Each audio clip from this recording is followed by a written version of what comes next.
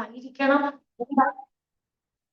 തന്റെ കുഞ്ഞുങ്ങൾ ഈ ഭൂമിയിൽ എങ്ങനെ ആയിരിക്കണം, എങ്ങനെ ആയിരിക്കരുത് എന്നുള്ള വ്യക്തമായ തിരിച്ചറിവ് നമുക്ക് തരുന്ന ജീവിത പാഠങ്ങളാണ് നമ്മൾ ഈ ഭാഗങ്ങളിലൂടെ ചിന്തിച്ചുകൊണ്ടിരിക്കുന്നത്. നമ്മളെ തന്നെ ഒന്ന് താരതമ്യം ചെയ്യുവാൻ, നമ്മൾ കഴിഞ്ഞ നാളുകളിൽ എങ്ങനെയാണ് പ്രതികരിച്ചിരുന്നത്, ഇനി എങ്ങനെ പ്രതികരിക്കണം എന്നൊക്കെ ദൈവവചനത്തിന്റെ അടിസ്ഥാനത്തിൽ നിന്നുകൊണ്ട് നമ്മുടെ വാക്കുകളെ സൂക്ഷിപ്പാൻ, നമ്മുടെ ഇടപാടുകളെ സൂക്ഷിപ്പാൻ, നമ്മുടെ എല്ലാ ദൈവമക്കളുമായുള്ള ഇന്ററാക്ഷൻസും, നമ്മുടെ ആ ഇഞ്ചിമസിയും ഒക്കെ, അടുപ്പവും ഇടപെടലും ഒരുപോലെ വളരെ സുബോധത്തോടെ ദൈവിക പ്രസാദത്തോടെ കൈകാര്യം ചെയ്യുവാൻ ഞാൻ വിശ്വസിക്കുന്നു. തീർച്ചയായും ഈ പഠനങ്ങൾ നമ്മളെ പ്രാപ്തമാക്കും എന്നുള്ളതിന് യാതൊരു സംശയമില്ല. ആകയാൽ ദൈവസന്നിധിയിലായിരിക്കുന്ന എല്ലാ പ്രിയപ്പെട്ടവർക്കും അതിനുള്ള കൃപ പകരട്ടെ. എനിക്ക് നിങ്ങൾക്ക് ഒരുപോലെ ഈ തലമുറയിൽ പരാജയപ്പെട്ടു പോയ മേഖലയാണ് ദൈവമക്കൾ, ദൈവസഭ വളരെയധികം തോൽവി സംഭവിച്ചിരുന്ന ഒരു മേഖലയാണ് സഹോദര സ്നേഹത്തിൽ, ബന്ധങ്ങളിൽ എങ്ങനെ നിലകൊള്ളണം, ആത്മീയതയെ എങ്ങനെയാണ് ദൈവത മഹത്വത്തിനായി ഉപയോഗിക്കുന്നത്, അനുഭവങ്ങളെ എങ്ങനെയാണ് സഹോദരർക്ക് പ്രയോജനമാക്കി തീർക്കുന്നത്, എങ്ങനെയാണ് വിശ്വസ്തരായി ഇരിക്കാൻ കഴിയുന്നത്, ഇതെല്ലാം നമുക്ക് വളരെ അർത്ഥവത്തായി നമ്മുടെ ഹൃദയത്തിൽ നമുക്ക് ഹൃദ്യസ്ഥമാക്കാൻ കഴിയുന്ന ഒരു പഠനമായതുകൊണ്ടാണല്ലോ ദൈവം ഈ ഭാവനയോട് നമ്മളെ കടന്നു പോകാൻ അനുവദിക്കുന്നത്. ക്വാളിറ്റിയോടുകൂടെ വേൾഡ് ക്ലാസ് ക്രിസ്ത്യൻസ് ആയി ക്രിസ്ത്യാനികള് വേൾഡ്ലി ആയിക്കൊണ്ടിരിക്കുക, മയത്തിലേക്ക് നീങ്ങിക്കൊണ്ടേയിരിക്കുക, ഓരോ ദിവസവും വർദ്ധിച്ചുകൊണ്ടേയിരിക്കുക. ആ സ്ഥാനത്ത് ലോകോത്തരമായ, ലോകത്തെ ജയിക്കുന്ന, ലോകമയത്തം ബാധിക്കാത്ത അനുഗ്രഹിക്കപ്പെട്ട ദൈവമക്കളായി നമുക്ക് മുന്നോട്ട് പോകുവാൻ കർത്താവ് നമ്മളെ സഹായിക്കുമാറാകട്ടെ. ലോകത്തിനനുസരിച്ച് ഓടുവാനാണെങ്കിൽ നമുക്ക് എളുപ്പമാണ്, പക്ഷെ അങ്ങനല്ല ദൈവം നമ്മളെ കുറിച്ച് ആഗ്രഹിക്കുന്നത്. അതുകൊണ്ട് നമ്മുടെ ചിന്തകളെല്ലാം വളരെയധികം നമുക്ക് പ്രയോജനപ്പെടണം, പ്രയോജനപ്പെട്ടുകൊണ്ടിരിക്കുന്നു, അത് പ്രയോജനപ്പെടുകയും വേണം. ഓരോ വ്യക്തികളും സാക്ഷ്യപ്പെടുത്തണം, ഓരോ വ്യക്തികളും അത് രുചിച്ചറിയണം.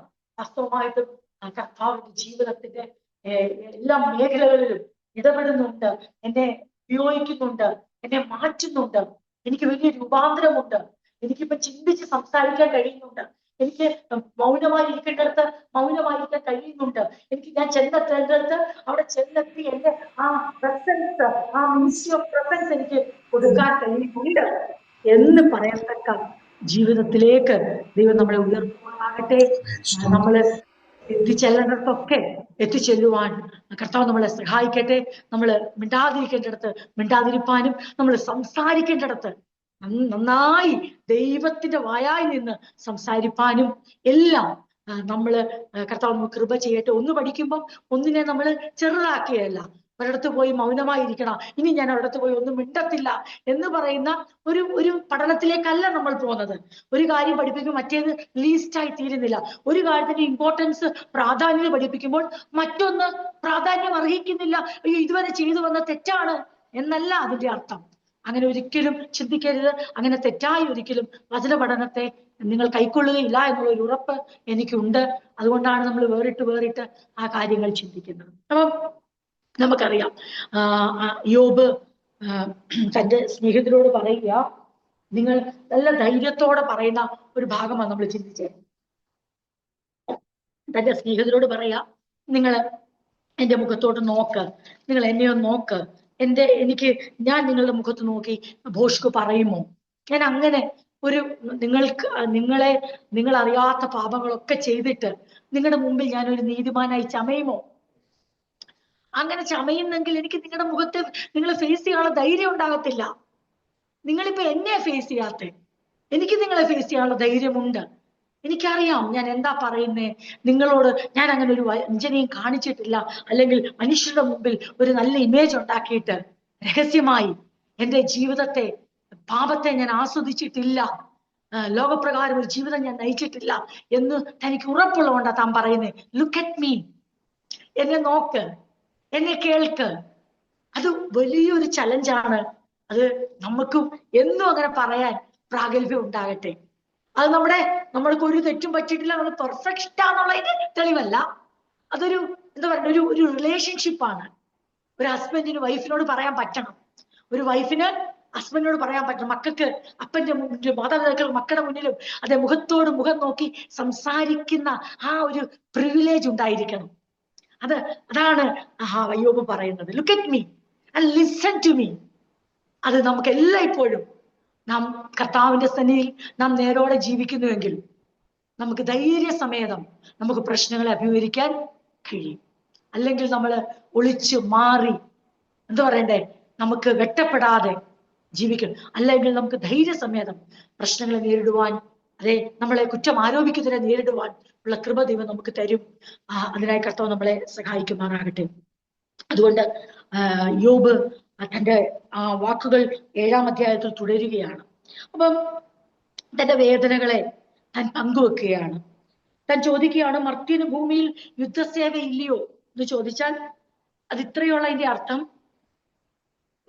മനുഷ്യ ജീവിതം ഒരു സ്ട്രഗിൾ അല്ലയോ?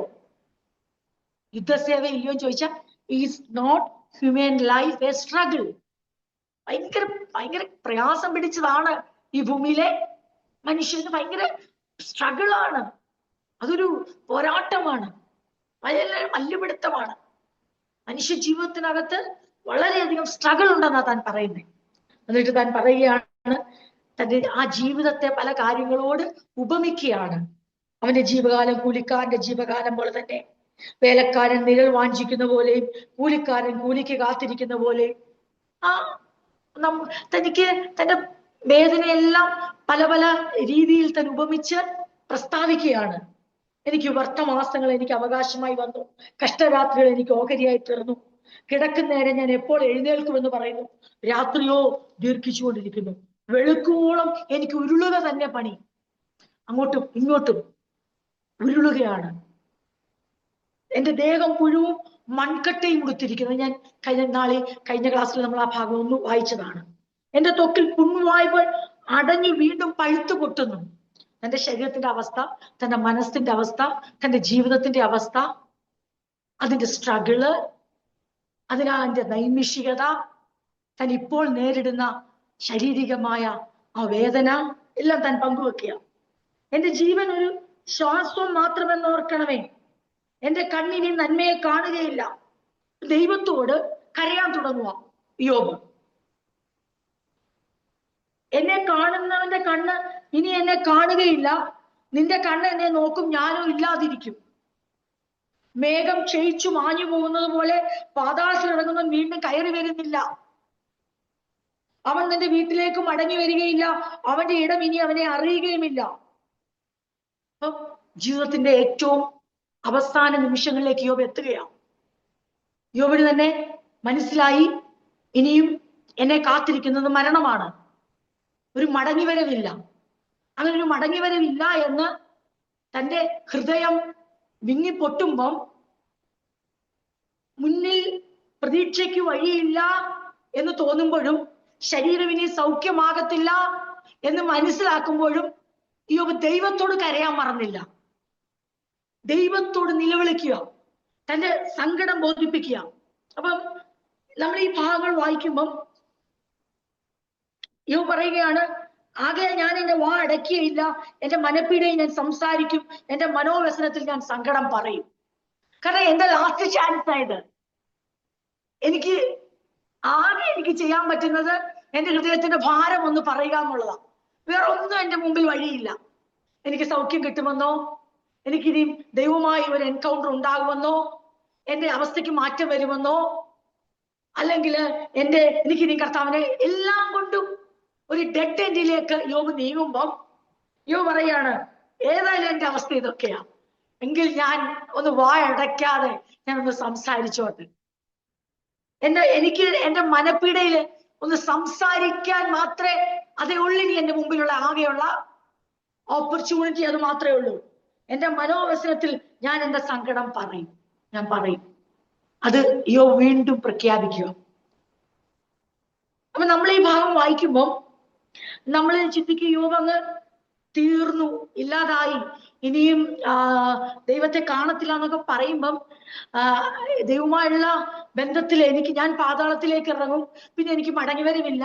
നീ എന്നെ നോക്കി ഞാൻ പ്രതീക്ഷിക്കുന്ന സമയത്തൊക്കെ നീ വരാതിരുന്ന പിന്നെ നീ പ്രതീക്ഷിക്കുന്ന സമയത്ത് വന്നാ ഞാൻ കാണത്തില്ല. എന്തൊരു ഇന്നസെന്റ് ആയ പ്രതികരണങ്ങളാ. ഈ ഇന്നസെൻസ് ആണ് യോബിനെ നിലനിർത്തിയത്.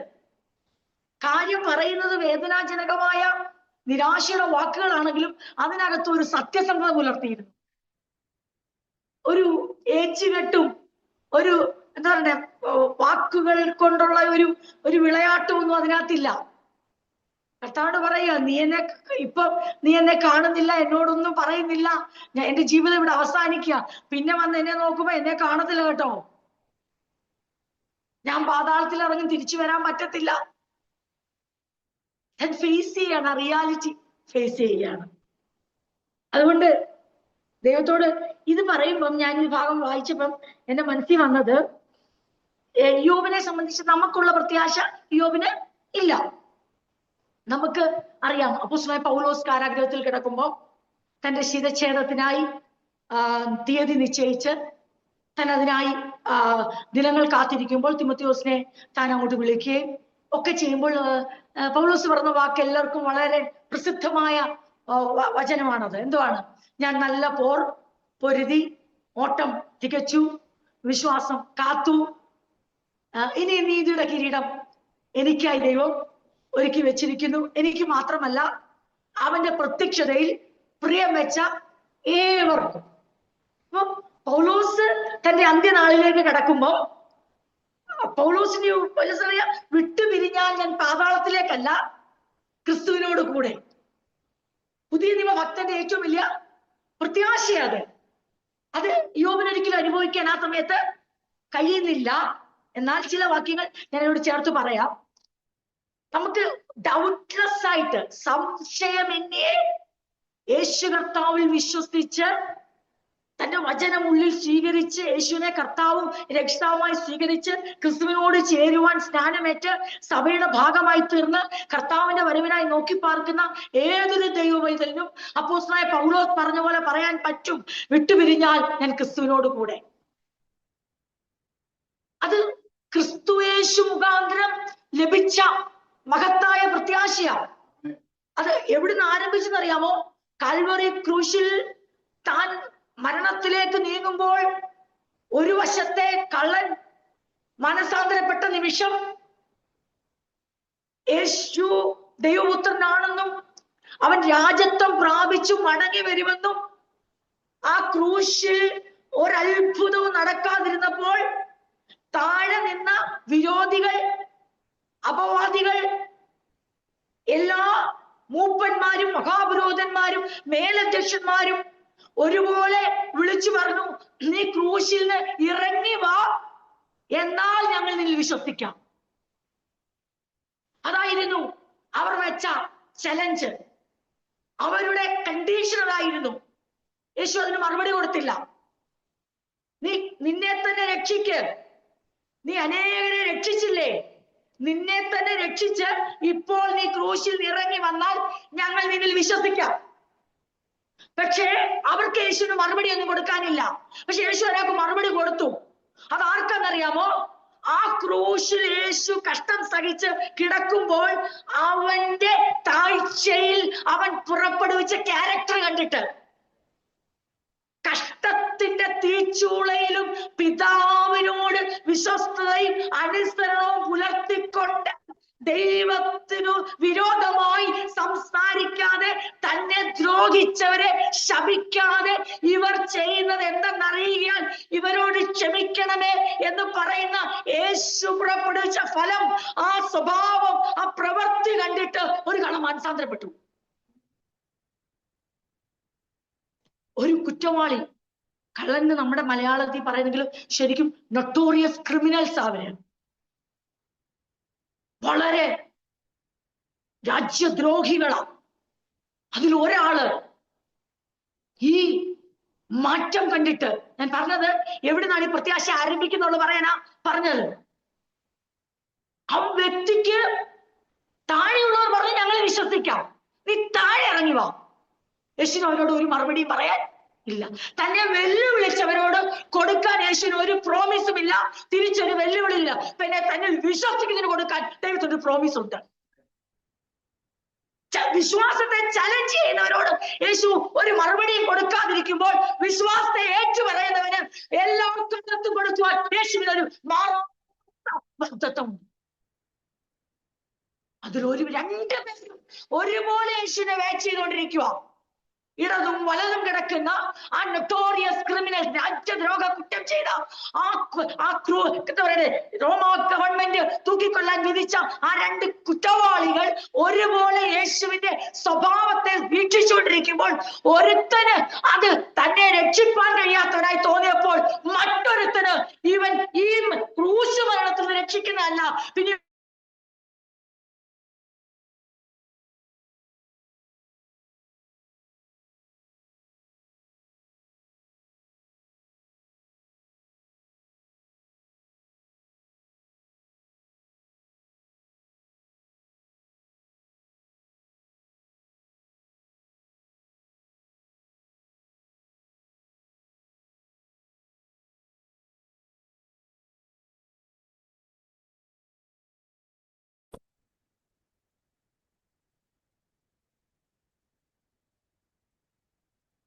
യേശു പ്രോമിസ് ചെയ്യുകയാണ്, you will be with me in paradise today. ഇവിടുന്നാണ് പ്രത്യാശ ആരംഭിക്കുന്നത്. വിശ്വസിച്ച ആ മനുഷ്യനോട് പറയുക, ഇന്ന് നീ എന്നോട് പറുദീസയിൽ. അവിടുന്ന് അത് ആരംഭിച്ച് അപ്പോസ്തലന്മാർ സത്യസുവിശേഷത്തെ കൈമാറി മുന്നോട്ട് പോകുമ്പോൾ, അവരുടെ ജീവിതാന്ത്യത്തിലേക്ക് നോക്കുമ്പോൾ അവർക്കെല്ലാം ഒരു ഉറപ്പുണ്ടായിരുന്നു. ആ ബോണഗൈനായ വീണ്ടും ജനനത്തിലേക്ക് പ്രവേശിച്ച എല്ലാവർക്കും വീണ്ടും കാണാം, ഞങ്ങൾ കാണും. അതെ, അവരുടെ ജീവിതത്തിൽ ഒരു സ്ഥിതിമാറ്റം, സ്ഥലമാറ്റം മാത്രമേ സംഭവിക്കുന്നുള്ളൂ, ഒരു ട്രാൻസിഷൻ മാത്രമേ നടക്കുന്നുള്ളൂ. ഇതൊരു എൻഡല്ല, പിന്നോ ഇത് മറ്റൊരു ജീവിതത്തിന്റെ തുടക്കമാണെന്നുള്ള പ്രത്യാശ ക്രിസ്തുവിലൂടെ മാനവജാതിക്ക് ലഭ്യമായി. എന്നാൽ അതിനു മുമ്പ് ജീവിച്ച ഭക്തന്മാർക്ക് അത് വെളിവായിരുന്നില്ല. എങ്കിലും ഞാൻ ഇത്രയും പറയുമ്പോൾ, എങ്കിലും യോബെന്ന മനുഷ്യൻ പ്രശംസനീയമായതും നമ്മളെല്ലാം അതിശയിപ്പിക്കുന്ന ഒരു പ്രസ്താവന നടത്തി. അതിവിടെ വായിക്കുമ്പോൾ നമ്മൾ വിചാരിക്കും, എന്നെ കാണുന്നവന്റെ കണ്ണിനി എന്നെ കാണുന്നില്ല, നിന്റെ കണ്ണെന്നെ നോക്കും, ഞാനോ ഇല്ലാതിരിക്കും. മേഘം ക്ഷയിച്ച് മാഞ്ഞു പോകുന്നത് പോലെ പാതാളത്തിൽ ഇറങ്ങുന്നവൻ വീണ്ടും കയറി വരുന്നില്ല. അവൻ തന്റെ വീട്ടിലേക്ക് മടങ്ങി വരികയില്ല, അവന്റെ ഇടം അവനെ അറിയുകയില്ല. വളരെ ഇമ്പൾസീവായി യോബ് വീണ്ടും സംസാരിക്കുക, മനപ്പീഡകളാൽ പ്രേരിതമായി സംസാരിക്കുക. എന്നാൽ ഇതേ യോബ് തന്നെ 19-ാം അധ്യായം, അത് നമ്മളുടെ പ്രാസംഗികർ ഏറ്റവും എടുക്കുന്ന വാക്യമാ, അത് നിങ്ങൾക്ക് എല്ലാവർക്കും അറിയാം. 19-ാം അധ്യായം ചാപ്റ്റർ 19 25 to 27 വരെ ഈ യോബ് തന്നെ പറയുന്ന വാക്ക് നമ്മളെ അതിശയിപ്പിച്ചു. എന്താണത്? എന്നെ വീണ്ടെടുക്കുന്നവൻ ജീവിച്ചിരിക്കുന്നുവെന്നും അവനൊടുവിൽ പൊടിമേൽ നിൽക്കുമെന്നും ഞാൻ അറിയുന്നു. എന്റെ ത്വക്ക് ഇങ്ങനെ നശിച്ച ശേഷം ഞാൻ ദേഹസഹിതനായി ദൈവത്തെ കാണും.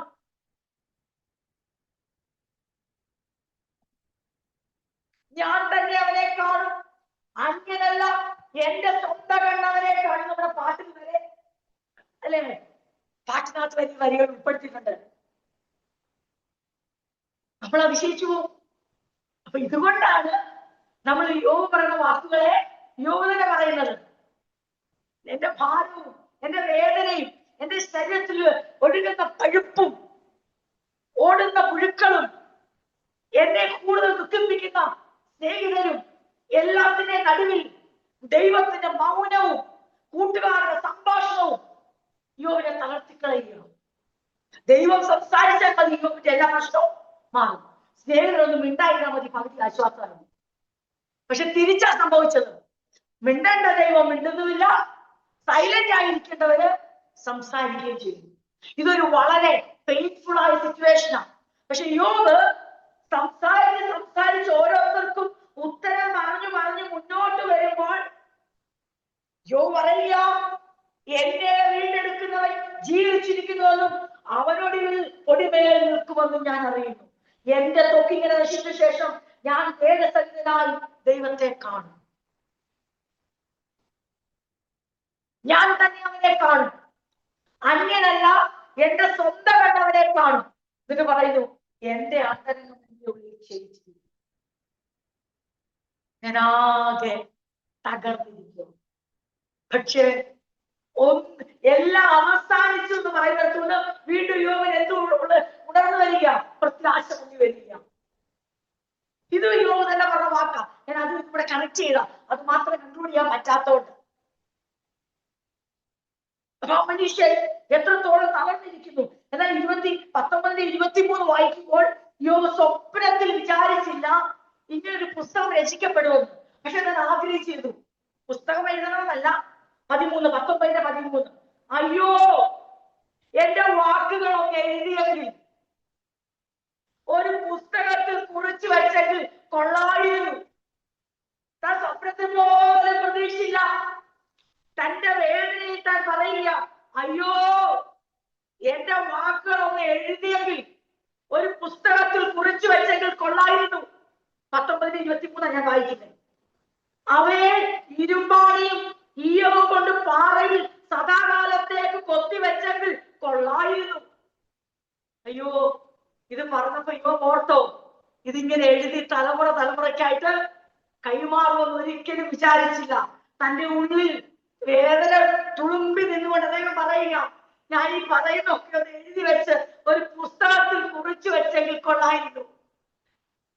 അവയെ ഇരുമ്പാണിയും ഈയവും കൊണ്ട് പാറയിൽ സദാകാലത്തേക്ക് കൊത്തിവെച്ചെങ്കിൽ കൊള്ളായിരുന്നു. അതുപോലെ തന്നെ സംഭവിച്ചു. ഒരു പുസ്തകം തന്നെ മാറ്റിവെക്കപ്പെട്ടു. തിരുവചനത്തിൽ തന്റെ വേദനകളെല്ലാം എഴുതി വെക്കുന്ന, അവയെ മനസ്സിലാക്കുവാൻ, അവയെ ഗ്രഹിപ്പാൻ, അത് നന്മയ്ക്കായി തീർക്കുന്ന, തന്റെ ജീവിതത്തിൽ വന്ന സകല തിന്മകളെയും കഷ്ടങ്ങളെയും ഗുണമാക്കി തീർക്കുന്ന ദൈവവസ്തുതയുടെ ദൈവവചനത്തിൽ തന്നെ ഈ പുസ്തകം എഴുതപ്പെടും. യോബ് തന്നെ സങ്കടത്തിൽ അലറി വിളിച്ച് പറഞ്ഞ കാര്യം നമുക്ക്, ഞാനത് പറയാൻ കാര്യം എന്ന് ചോദിച്ചാൽ, ക്രിസ്തുവിനുള്ള പ്രത്യാശ കർത്താവ് തന്നെ വെല്ലുവിളിച്ചവർക്ക് കൊടുക്കാത്ത വാഗ്ദാനം തന്നിൽ വിശ്വസിച്ചവന് കൊടുത്തു. അവിടുന്ന് ആരംഭിച്ച പ്രത്യാശയാണ്.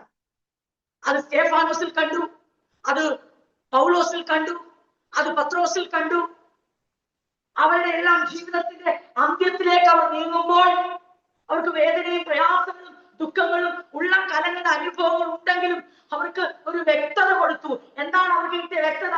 യേശു മരിച്ചിട്ട് ഉയർത്തെഴുന്നേറ്റ് അവരുടെ മുൻപിൽ പ്രത്യക്ഷപ്പെട്ട് 40 നാളോളം ശിഷ്യന്മാരോടൊപ്പം അത് ചിലവഴിച്ച് അവരോട് ദൈവരാജ്യത്തെ കുറിച്ച് പ്രസ്താവിച്ച്, അതെ, കർത്താവ് അവരെ വിവിധ അത്ഭുതങ്ങളും അടയാളങ്ങളാലും അത് ബോധ്യപ്പെടുത്തി എന്ത് ചെയ്യുകയാണ്? അവരെ മരണാനന്തര ജീവിതത്തെ കുറിച്ച്, നിത്യജീവിതത്തെ കുറിച്ചുള്ള പ്രത്യാശ കൊണ്ട് നിറച്ചുകൊണ്ട് അവരുടെ മരണം അവർക്ക് ഭയമായില്ല.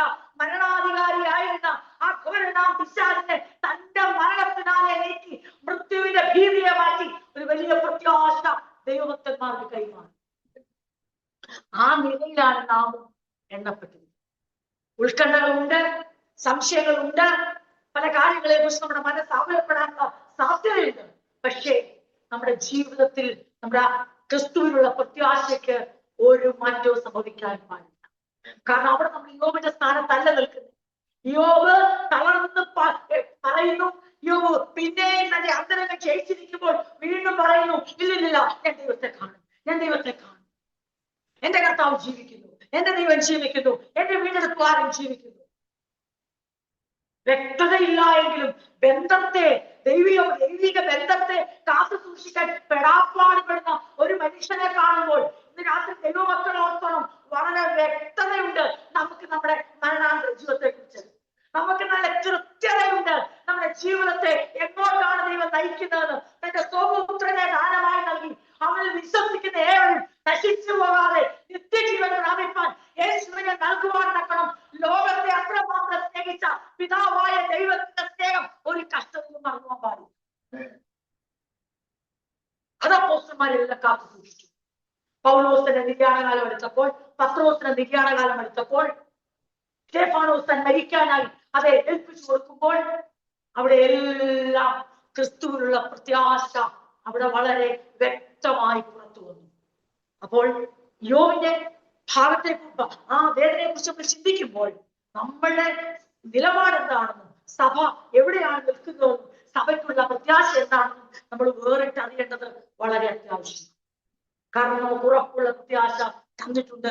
യോബിനാണെങ്കിൽ മരണാന്തര ജീവിതത്തെ കുറിച്ചോ ഇപ്പൊ സംഭവിച്ചിരിക്കുന്നതിനെ കുറിച്ചോ ഇനിയും ഇതിന്റെ ഭാവിയെ കുറിച്ച് ഒരു വ്യക്തതയുമില്ലാതെ നിന്നുകൊണ്ടാണ് യോബ് തന്റെ വേദനയിൽ സംസാരിക്കുന്നത്. അതുകൊണ്ട് യോബ് പറയുന്ന ഭാഗങ്ങളാണ് നമ്മൾ ഈ വായിച്ചത്. ഒരു കാര്യം കൂടെ ഓർക്കണം, ഞാൻ ഇവിടെ ഇപ്രകാരം ഇങ്ങനെ കുറിച്ചു വെച്ചിട്ടുണ്ട്. എന്തെന്നറിയോ, ഈ വിശ്വാസം എന്ന് നമ്മൾ വിശ്വാസത്തെ കുറിച്ച് ചിന്തിക്കുമ്പോൾ അത് എല്ലാത്തിലും faith is not about having all the answers. എല്ലാത്തിനും ചോദ്യത്തിന്റെ എല്ലാ ചോദ്യങ്ങൾക്കും ഉത്തരം കിട്ടുന്നത് അല്ല വിശ്വാസം. പിന്നെയോ എന്താണ്? It's about trusting the one who does. നമ്മൾ ദൈവത്തിലുള്ള നമ്മുടെ ആശ്രയം, ഇതൊക്കെ പിന്നിൽ ദൈവത്തിന്റെ കരമാണ്. ദൈവം അറിയാതെ നിന്റെ ചുറ്റും ഒന്നും സംഭവിക്കത്തില്ല എന്നുള്ള പ്രവർത്തിക്കുന്നവരിൽ, നയിക്കുന്നവരിൽ, നടത്തുന്നവരിൽ, അത് ഇതിന്റെയൊക്കെ ഉത്തരവാദിയായിരിക്കുന്ന ദൈവത്തിൽ വിശ്വസിക്കുന്ന അല്ലെങ്കിൽ ആശ്രയിക്കുന്നതാണ് വിശ്വാസം. അല്ലാതെ വിശ്വാസം എന്ന് പറയുന്നത് ഒരാൾ ചോദിക്കുന്ന എല്ലാ ചോദ്യത്തിന്റെ ഉത്തരം കൃത്യമായി ലഭിക്കുന്നതല്ല വിശ്വാസം. പിന്നെയോ നാം ആരിൽ വിശ്വസിച്ചിരിക്കുന്നോ അവനിൽ ആശ്രയിക്കുന്നതാണ് വിശ്വാസം. അത് യോബ് വളരെയധികം പരിശ്രമിച്ചു അങ്ങനെ ആ ബന്ധം നിലനിർത്താൻ വേണ്ടി. അപ്പൊ യോബിന്റെ ഇവിടെ നമ്മൾ കാണുന്നത് എന്തെന്നറിയാമോ? യോബ് ചോദിക്കുന്ന ചോദ്യങ്ങളൊക്കെ കേട്ടാൽ 12-ാം വാക്യം, നീ എനിക്ക് കാവലാക്കരുത്, ഞാൻ കടലോ കടലായോ ആകും. എന്നുവെച്ചാൽ ഞാൻ എന്നാ ഏതാണ്ട് നിങ്ങളുടെ ജീവിയാണോ നീ എന്നെ ഇങ്ങനെ കാവലിൽ വെക്കാൻ? ദൈവത്തോട് ചോദിക്കുക, എന്റെ കട്ടിൽ എന്നെ ആശ്വസിപ്പിക്കും, എന്റെ നെത്ത എന്റെ വ്യസനം ശമിപ്പിക്കും എന്ന് ഞാൻ പറഞ്ഞാൽ നീ സ്വപ്നം കൊണ്ട് എന്നെ അലട്ടുന്നു, ദർശനം കൊണ്ട് എന്നെ ഭയപ്പെടുത്തുന്നു. ആകയാൽ എന്നെ ഞെക്കിക്കൊലയെന്ന് പറഞ്ഞാൽ എന്നെ ഞെരിച്ചു കൊല്ലണമെന്നാ പറയുന്നത്. ഞെക്കിക്കൊലയും ഈ അസ്ഥികൂടത്തെക്കാൾ മരണവും തെരഞ്ഞെടുക്കുന്നു. അത് നമ്മൾ കഴിഞ്ഞ പ്രാവശ്യം ചിന്തിച്ചതാ. നീ എന്നെ അങ്ങ് കൊന്നാൽ മതി, ഞാൻ അഴിഞ്ഞിരിക്കുന്നു, എന്നേക്കും ജീവിച്ചിരിക്കില്ല, എന്നെ വിടണമേ, എന്റെ ജീവകാലം ഒരു ശാസ്ത്രം മാത്രമല്ലോ.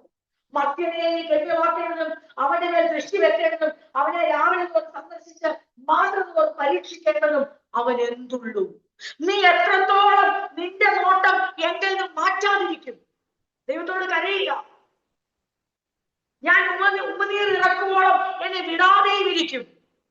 എന്നിട്ട് പറയാ, ഞാൻ പാപം ചെയ്തുവെങ്കിൽ മനുഷ്യ പാലകനെ, കീപ്പർ ഓഫ് ഹ്യൂമാനിറ്റി അല്ലെ ഹ്യൂമൻ ബീങ്സ്, മനുഷ്യരെ പാലിക്കുന്ന മനുഷ്യ പാലകനായ ദൈവമേ, ഞാൻ എന്ത് ചെയ്യുന്നു? ഞാൻ എനിക്ക് തന്നെ ഭാരമായിരിക്കത്തക്കവണ്ണം നീ എന്നെ നിനക്ക് ലക്ഷ്യമായി വെച്ചിരിക്കുന്ന എന്ത്? നീ എന്നെ ടാർഗറ്റ് ചെയ്തിരിക്കുന്ന എന്തിനാ? നീ എന്നെ കുറിക്കൊള്ളുന്ന എന്തിനാ? എന്നെ തന്നെ നീ ലക്ഷ്യം വെച്ച് എന്തിനാ ഇങ്ങനെ പെരുമാറുന്നേ? യോബ് ചോദിക്കുക. എന്നിട്ട് പറയാ, എനിക്ക് അതിക്രമം നീ ക്ഷമിക്കാതെ അകൃത്യം മോചിക്കാതെ ഇരിക്കുന്നത് എന്ത്? അതിന്റെ അർത്ഥം ഇങ്ങനെയാണ്, കർത്താവേ, ഞാൻ പാപം ചെയ്തിട്ടുണ്ടെങ്കിൽ നിനക്ക് എന്ത് ചെയ്യാൻ പറ്റും? അവ ക്ഷമിക്കാൻ പറ്റുമല്ലോ.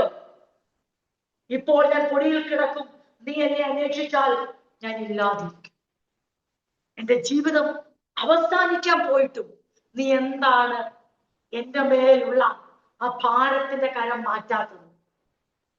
എന്റെ ജീവിതത്തിൽ ഒരു മനുഷ്യൻ അവന്റെ ഏറ്റവും വലിയ കഷ്ടതയിലേക്ക്, ഏറ്റവും വലിയ വേദനയിലേക്ക്, തകർച്ചയിലേക്ക് നീങ്ങുമ്പോഴും ദൈവമേ, നീ എന്നെ ഇപ്പോഴും ലക്ഷ്യം വെച്ചിരിക്കുകയാണോ? നീ എന്റെ മേൽ കാവൽ വെച്ചിരിക്കുകയാണോ?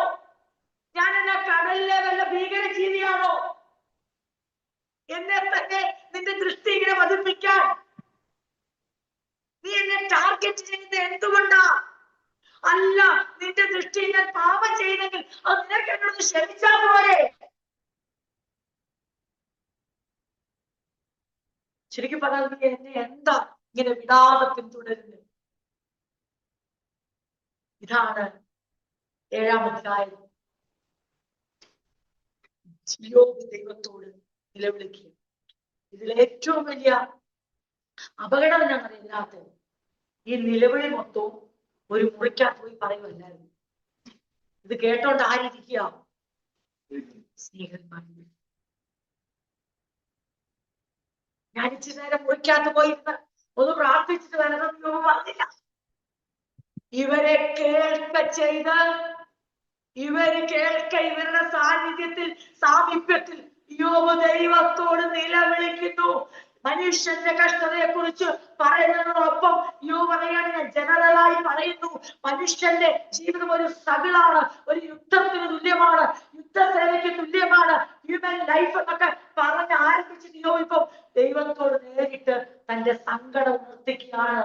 എന്റെ ദൈവമേ, എനിക്ക് ഉപനീരിറക്കാൻ പോലും ഒരിടവേള വരാതെ എന്നെ ഇങ്ങനെ നീ ലക്ഷ്യം വെച്ച് എന്റെ ഇത്ര വേദനയിലൂടെ കടത്തിവിടുമ്പോൾ നീ ഓർത്തോണം, ഇതെല്ലാം കഴിയുമ്പോൾ ഞാനങ്ങ് പാതാളത്തോട്ട് ഇറങ്ങും.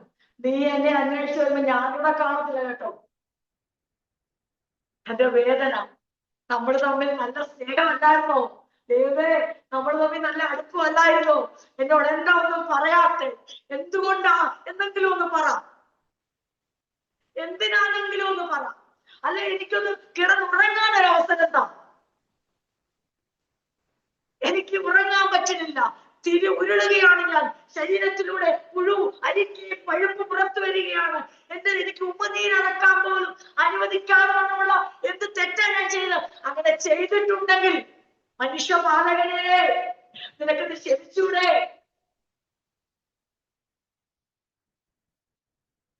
നീ എന്തിനാ എന്നെ ഇങ്ങനെ ലക്ഷ്യം വെച്ചിരിക്കുന്നത്? നിന്റെ നോട്ടം എന്നെ നോക്കുന്ന കണ്ടിട്ട് ഞാൻ എന്തോ ഒരു ഭീകര ജീവി പോലെയാ എനിക്ക് തോന്നുന്നേ. അങ്ങനെ ഒരാളെ കാവൽ വെക്കുന്ന പോലെ നീ എന്നെ നോക്കുന്ന എന്ത്? ഇതെല്ലാം ആരുടെ എനിക്ക് പറഞ്ഞു? ഈ സ്നേഹിതൻ. അവരേതു വിധേയനും യോബ് വന്ന് പാപം ഏറ്റു പറഞ്ഞ് എന്റെ പാപം കൊണ്ടാ ഇതൊക്കെ സംഭവിച്ചത് അവരെ സമ്മതിപ്പിക്കാൻ ശ്രമിക്കുമ്പോൾ യോബ് കണ്ടതാ അവരോട് പറഞ്ഞുകൂടാതെ, തന്നോട് പറഞ്ഞത് കൂടാതെ, തന്റെ അന്തരംഗത്തോടും തന്നോടും സ്നേഹിതനോടും എല്ലാം പറഞ്ഞത് കൂടാതെ ദൈവത്തോട് സംസാരിക്കുന്നു, നിലവിളിക്കുന്നു, ദൈവത്തോട് ചോദിക്കുന്നു. ഇത് കേട്ടപ്പോൾ അടുത്ത ആളുകൾ വന്നു. ഇതുവരെ എലിഫസ സംസാരിച്ചിട്ടില്ല. ചുരുക്കി പറഞ്ഞാൽ ഒരാൾ തോറ്റു പിന്മാറിയപ്പോൾ അടുത്ത ആൾ ജയിക്കാനായി ഗോതയിലേക്ക്, അതേ പോർക്കളത്തിലേക്ക് നീങ്ങിക്കഴിഞ്ഞു. യോബിനെ വാക്കുകൊണ്ട് തോൽപ്പിക്കാൻ, യോബിനെ ജയിക്കുവാൻ തക്കവണ്ണം കരുത്തുള്ള ഓരോരുത്തർ ഇറങ്ങുകയാണ്. ആദ്യത്തെ ആൾ ഇറങ്ങി, എലിഫസ് ഇറങ്ങി. എലിഫസ് പിന്മാറിയപ്പോൾ ബിൽദാദ് എന്ന അടുത്ത സ്നേഹിതൻ മുന്നോട്ട് വരുവാൻ ഈ നിലവിളി കാണും.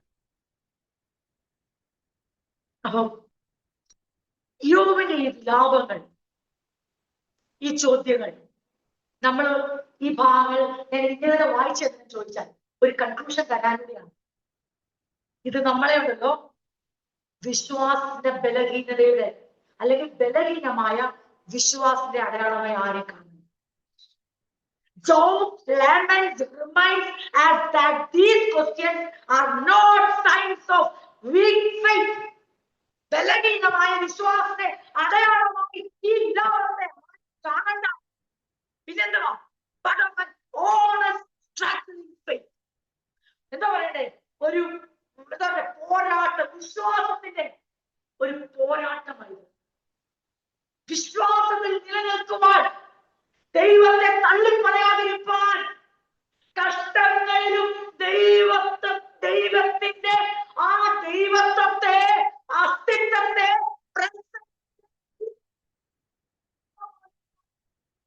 ജീവിക്കുവാനുള്ള ഒരു മനുഷ്യന്റെ അവസാന പരിശ്രമമായി.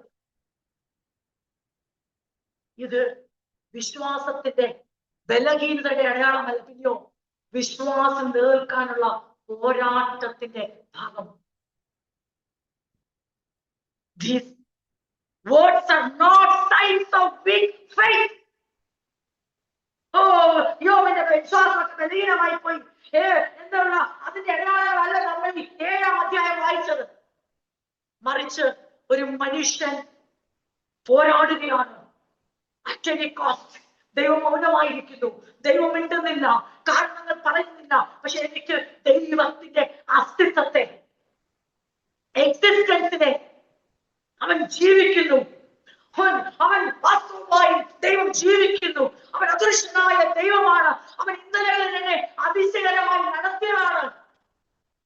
അവനും എന്റെ ദൈവവും ഞാനും തമ്മിൽ ഒരു വ്യക്തിപരമായ ബന്ധമുണ്ട്. ചില യാഗങ്ങൾ അർപ്പിച്ച് അവന്റെ ഇഷ്ടത്തിനൊത്ത് ജീവിതത്തെ അർപ്പിച്ച് ജീവിച്ചവന്റെ ശബ്ദം കേട്ട് ദൈവത്തിന്റെ പരമാധികാരത്തിൽ ജീവിച്ച ഒരു ജീവിതം എനിക്കുണ്ട്. ആ ദൈവത്തിന്റെ ആ എക്സിസ്റ്റൻസിനെ, ആ ദൈവത്തിന്റെ ആ അസ്തിത്വത്തെ, സാന്നിധ്യത്തെ മറക്കാതിരിപ്പാൻ, അവിടെ ഇടറിപ്പോകാതിരിപ്പാൻ യോബ് തന്റെ ഹൃദയത്തെ തുറക്കുകയാണ്. ഇത് തന്നെയാണ് ഭക്തന്മാർ സമയാസമയങ്ങളിൽ ചെയ്തത്. അവരുടെ ഉള്ളം തകർന്നപ്പോൾ, അവരുടെ ശരീരം ബലഹീനമായപ്പോൾ, അവരുടെ മനസ്സ് വിങ്ങി പൊട്ടിയപ്പോൾ, അവരെ സ്നേഹിക്കേണ്ടവർ അവരെ വെറുത്തപ്പോൾ, അവരുടെ കൂടെ അവരോട് സംസാരിക്കേണ്ട ദൈവം മൗനമായിരുന്നപ്പോൾ അവരുടെ തീരുമാനമെടുത്തു ദൈവത്തിൽ വീഴുക. ദൈവത്തോട് ഞങ്ങളുടെ സങ്കടം ബോധിപ്പിച്ച് കരയുക, ഞങ്ങളുടെ സംശയങ്ങളുമായി അവന്റെ സന്നിധിയിലേക്ക് വരിക. ഒരു ഉടഞ്ഞ പാത്രം പോലെ അവർ വിശ്വാസം വിട്ടുകളയാൻ വേണ്ടിയല്ല, വിശ്വാസം നിലനിൽക്കാൻ വേണ്ടിയാ.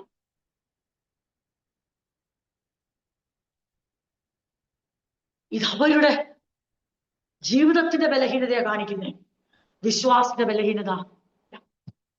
അത് വ്യക്തമായി ഈ പുസ്തകം പഠിക്കുമ്പോൾ, ഈ വരികളിലൂടെ കടന്നു പോകുമ്പോൾ ദൈവമക്കൾ ഹൃദയത്തിൽ അത് ഓർത്തോണം. നമ്മളൊരു ചോദ്യം നമ്മൾ ചോദിക്കണം. എന്തെന്നറിയാമോ? നമ്മൾ ചോദിക്കണം, എൻ്റെ ഈ ജീവിതയാത്രയിൽ, ക്രിസ്തീയ ജീവിതത്തിൽ, വിശ്വാസ ജീവിതയാത്രയിൽ ഞാൻ തകരുമ്പോൾ, ഞാൻ സംശയിക്കുമ്പോൾ, മനസ്സ് പതറുമ്പോൾ, ദൈവം ചില വിഷയങ്ങൾ മൗനമായിരിക്കുമ്പോൾ, ഞാൻ എന്നെ തന്നെ ദൈവത്തിന്റെ സന്നിധിയിൽ തകരുവാനും, സങ്കടങ്ങൾ തുറന്നു പറയാനും, ഭാരങ്ങൾ പങ്കുവെക്കാനും, സംശയങ്ങൾ മറച്ചു വെക്കാതെ ചോദിക്കാനും തക്കവണ്ണം ഞാൻ എന്നെ തന്നെ ഏൽപ്പിച്ചു കൊടുക്കാറുണ്ടോ?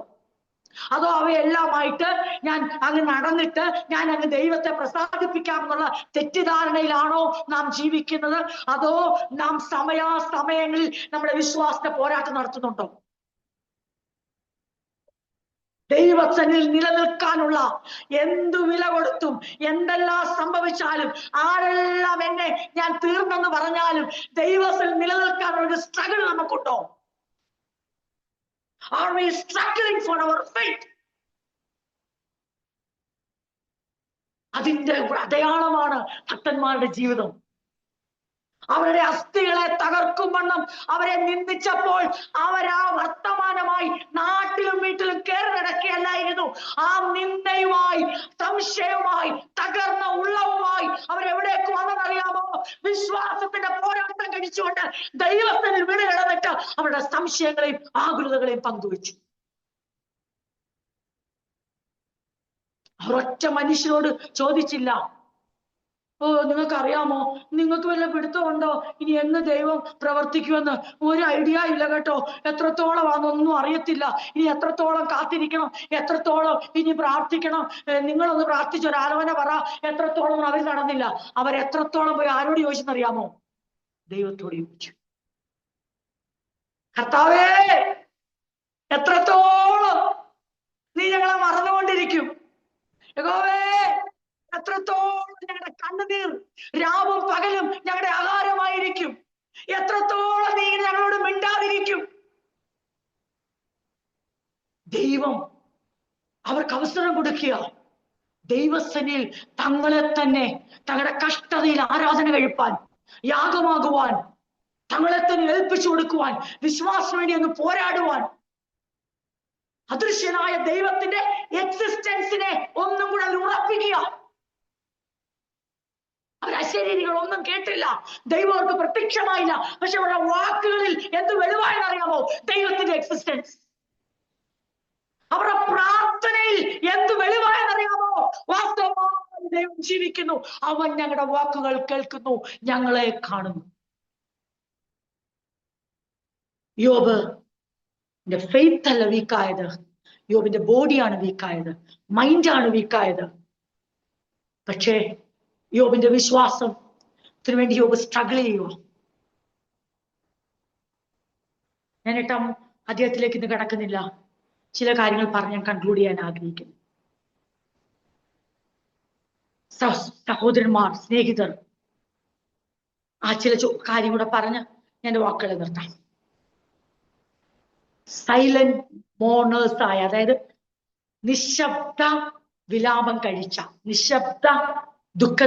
നിശബ്ദമായി ദുഃഖത്തിൽ പങ്കുചേർന്നവർ അധരം കൊണ്ടുള്ള കുറ്റ ചുമത്തുന്നവരായി. Silent mourners to vocal accusers. Friends വന്നു, നിശബ്ദമായ സമയം 7 ദിവസം രാവും പകലും ദുഃഖത്തിൽ പങ്കുചേർന്നവർ പിന്നീട് അടച്ചിട്ടില്ല. വോക്കൽ, അവർക്ക് കൊടുത്ത ശബ്ദം എല്ലാം ഉപയോഗിച്ച് അവർ യോബിനെ അക്യൂസ് ചെയ്യാൻ തുടങ്ങി, കുറ്റപ്പെടുത്താൻ തുടങ്ങി. വളരെ വേദനാജനകമായ കാര്യം. എന്നിട്ട് അവരുടെ വാക്കുകൾ 8-ാം ബിൽദാദിലേക്ക് നമ്മൾ വരുമ്പോൾ അടുത്ത ആഴ്ച നമ്മൾ തുടർന്ന് ചിന്തിക്കുന്നതായിരിക്കും. ഞാനതിനെ ഒന്ന് കൺക്ലൂഡ് ചെയ്യുക. ഇവരുടെ വാക്കുകൾ നല്ല ദൈവശാസ്ത്രപരമായ ഉൾക്കാഴ്ചയോടുകൂടി, നല്ല, നമ്മൾ പറയത്തില്ലേ, ഇപ്പൊ ചില കാര്യങ്ങളൊക്കെ നമ്മൾ അലങ്കരിക്കത്തില്ലേ, ലേസൊക്കെ വെച്ച് അലങ്കരിക്കത്തില്ലേ, അല്ലെ നമ്മള് കുറച്ചുകൂടെ ഭംഗിയാകാൻ എന്ന് പറഞ്ഞ പോലെ ഇവരുടെ വാക്കുകൾ പ്രഥമ കേൾവിയാൽ തിയോളജിക്കൽ ഇൻസൈറ്റ് കൊണ്ട് അലങ്കൃതമായിരുന്നു. ദൈവശാസ്ത്രപരമായി, തത്വപരമായി എന്താ പറയുക, അലങ്കൃതമായ വാക്കുകൾ, ഉൾക്കാഴ്ചയോടാണ് വാക്കുകൾ വന്നെങ്കിലും അവർക്കില്ലാതെ പോയത് എന്നാന്നറിയാമോ? അവർക്ക് കരുണ, തന്റെ സ്നേഹിതനോടുള്ള ദയ, അനുകമ്പ ഇല്ലാതെ യോബിന്റെ കഷ്ടതയുടെ പിന്നിലുള്ള രഹസ്യം എന്തെന്ന് ഒരു പിടുത്തമില്ലാതെ അവർ സംസാരിച്ചു. യോബിന്റെ ജീവിതത്തിൽ വന്ന ഈ കഷ്ടതയുടെ പിന്നിലുള്ള മർമ്മം അറിയാൻ തോറ്റുപോയി, അറിയാൻ കഴിഞ്ഞില്ല, അതിനൊരു എത്തും പിടിയില്ലായിരുന്നു. പക്ഷെ തിയോളജിക്കലി സംസാരിക്കാൻ ഭയങ്കര ഉൾക്കാഴ്ചയാണ്. അതുകൊണ്ടാണ് നമ്മളെ പലരും അറിയാതെ വാക്യങ്ങളൊക്കെ എടുത്തിട്ട് നിന്റെ ആദ്യം അല്പമായിരിക്കും, പിന്നെ സംഭവമായിരിക്കും, അത് ഇതെല്ലാം എടുത്ത് നമ്മളെല്ലാം എടുത്തോണ്ട് പോകുന്ന കാര്യം എന്താ വെച്ചാൽ, വാഗ്ദത്ത വാക്യമായിട്ട് എടുക്കാൻ കാര്യം എന്ന് വെച്ചാൽ അത് it laced with theological insight. നമുക്കിഷ്ടമല്ലേ ഇപ്പൊ നമ്മുടെ കുഞ്ഞുങ്ങൾ നമുക്കൊക്കെ എവിടെയെങ്കിലും ചെല്ലുമ്പോൾ നല്ല അലങ്കാരം, എന്തിനേലും ഒക്കെ നല്ല ലേസ് വെച്ച് പെട്ടെന്ന് നമ്മൾ അട്രാക്റ്റഡ് ആവും. ഇതുപോലെയാ ഇവരുടെ വാക്കുകളെല്ലാം തിയോളജിക്കൽ ഇൻസൈറ്റിലാൽ നല്ല അലങ്കൃതമായിരുന്നു. പക്ഷേ അനുകമ്പയും ഇല്ലായിരുന്നു. ഈ കഷ്ടതര പിള്ളെ മർമ്മത്തെ കുറിച്ച് ഒരു ബോധവും. അതുകൊണ്ട് അയ്യോ പറഞ്ഞേ, നിങ്ങൾ എന്നെ വെച്ച് ചൂതാട്ടം നടത്തുക. 2, ആശ്വസിപ്പിക്കുന്നതിന് പകരം അവര് പ്രോസിക്യൂട്ടറായി. അതായത് യോബ് കേസ് അവരെ ഏൽപ്പിച്ചില്ല. യോബ് പറഞ്ഞില്ല എന്റെ കേസ് നിങ്ങൾ വാദിക്കാനൊന്നും പറഞ്ഞു. പക്ഷെ ഇവർ യോബിന്റെ കേസ് അങ്ങ് ഏറ്റെടുത്തു. ഇവര് വാദിക്കുമ്പോ ആരാ എതിർഭാഗമാ? ഇവര് കുറ്റം ചെയ്തത് യോബ്. ഫ്രണ്ട്സ് എല്ലാം ഏത് പൊസിഷനിലേക്ക് വന്നു? ഒരു ക്രിമിനൽ കേസ് വാദിക്കുന്ന കുറ്റവാളി ഇവരാണ് കുറ്റം ചെയ്തത് എന്ന് വാദിക്കുന്ന പ്രോസിക്യൂട്ടേഴ്സായി മാറി. വാസ്തവത്തിൽ അവരെന്തായിരുന്നു കൊടുക്കണ്ടേ? കംഫോർട്ട് കൊടുക്കേണ്ട സ്ഥാനത്ത് അവർ പ്രോസിക്യൂട്ടേഴ്സായി മാറി. ഒരു ട്രയലിൽ, ഒരു വിചാരണയിൽ വാദിക്കുന്ന, അതെ വാദം നടത്തി യോബിന്റെ കുറ്റം തെളിയിക്കുന്നവരായി മാറി. യോബാണല്ലോട്ട് അവരോട് ഒരിക്കലും പറഞ്ഞിട്ടില്ല എന്റെ കേസ് വാദിക്കാൻ. അവരെടുത്ത് ആരംഭിച്ചു. എന്നാൽ യോബോ ഇവരുടെ ഒരു വിശുദ്ധീകരണമോ ഇവരുടെ കുറ്റ വിചാരണയോ കുറ്റപ്പെടുത്തലോട്ട് അംഗീകരിക്കാൻ തയ്യാറും അല്ല. യോബ് എന്തോ ചെയ്തെന്നറിയാമോ? തന്റെ നിഷ്കളങ്കതയും തന്റെ സത്യസന്ധതയും പച്ചയായി വെളിപ്പെടുത്തി. എന്നിട്ട് താൻ ആൻസർ ചോദിക്കുന്നത് ആരോടാണെന്നറിയാമോ? സ്നേഹിതരോട് ചോദിച്ചില്ല, ദൈവത്തോടാ ചോദിച്ചു. ഇവരെ ഏറ്റുപിടിക്കേണ്ട ഒരു കാര്യവും ഇല്ല. ഇവരോട് ചോദിച്ചില്ല, ഈ ദൈവത്തോടാ ചോദിച്ചേ. പക്ഷെ ഇവര് ദൈവത്തിന് വേണ്ടി വാദിക്കുന്ന, കോടതിയിൽ വാദിക്കുന്ന, അതേ അവരെ കുറ്റക്കാരനായി കൊലപാതകയായി ചുമത്തുവാൻ വാദിക്കുന്ന ഒരു പ്രോസിക്യൂട്ടറിനെ പോലെ ദൈവത്തിന്റെ ഭാഗത്തു നിന്നുകൊണ്ട് യോബിനെ കുറ്റക്കാരനായി തെളിയിക്കുവാൻ പോയി. അവർക്ക് വന്ന പരാജയമാണ്. ഞാൻ ഇങ്ങനെ കണ്ടുകൂടിയാൻ ആഗ്രഹിക്കുന്നു. നമ്മളുടെ മുൻപിൽ ഒരു ദുഃഖകരമായ ഓർമ്മപ്പെടുത്തൽ ഇന്ന് രാത്രിയുണ്ട്. എന്നറിയാമോ? നാം ഉപയോഗിക്കുന്ന അർത്ഥമുള്ള നല്ല വാക്കുകൾ കഷ്ടതയിലൂടെ കടന്നു പോകുന്നവരെ മുറിപ്പെടുത്തുന്നുണ്ടോ? A tragic reminder of how even well-meaning words can wound those who are already suffering.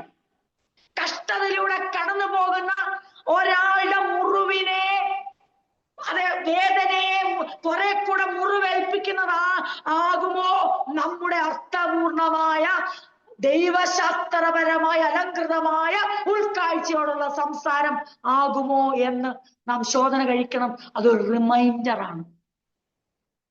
ചോദ്യം നമ്മളോട്, കൺക്ലൂഡിങ് ക്വസ്റ്റ്യൻ ആണ്, നമ്മൾ എപ്പോഴെങ്കിലും യോബിന്റെ സ്നേഹിതരെ പോലെ ആയി തീർന്നിട്ടുണ്ടോ?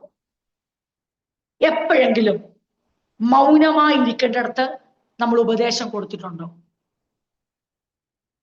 Have we ever offered advice when we should have offered silence?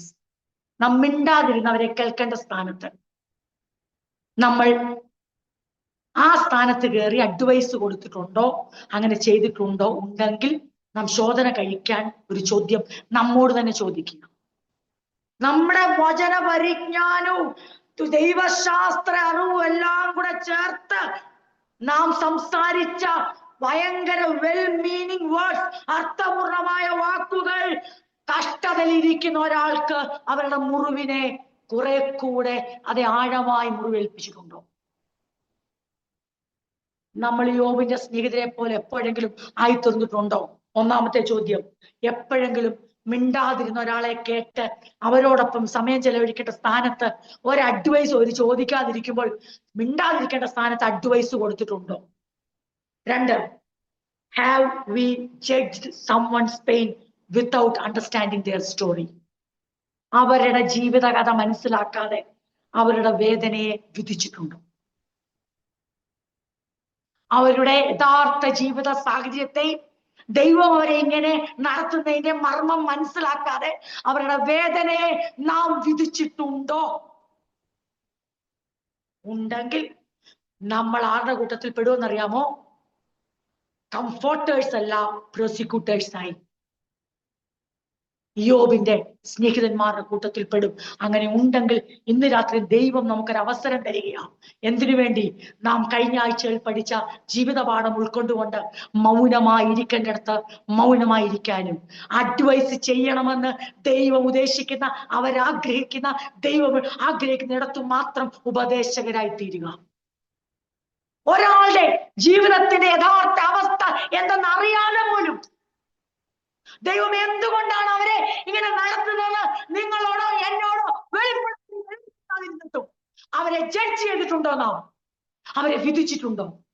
ഉണ്ടെങ്കിൽ നമ്മുടെ തെറ്റിന്ന് രാത്രി നമുക്ക് ദൈവത്തിൽ ഏറ്റുപറയാം. കർത്താവേ, എനിക്കത് അറിയില്ലായിരുന്നു. ഞാൻ വിചാരിച്ചത് എവിടെ ചെന്നാലും ചാടിക്കറി 2 വാക്ക് പറയണമെന്നാ.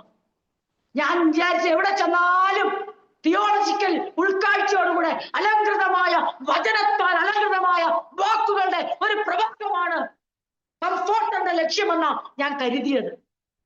അപ്പോഴാണ് അവിടെ വിടുതൽ ഉണ്ടാകുന്നത്, ഞാൻ പറയുന്ന വാക്കുകളാണ് എന്നൊക്കെ ഞാൻ ചിന്തിച്ചെങ്കിൽ എന്നോട് ക്ഷമിക്കണമേ കർത്താവ്.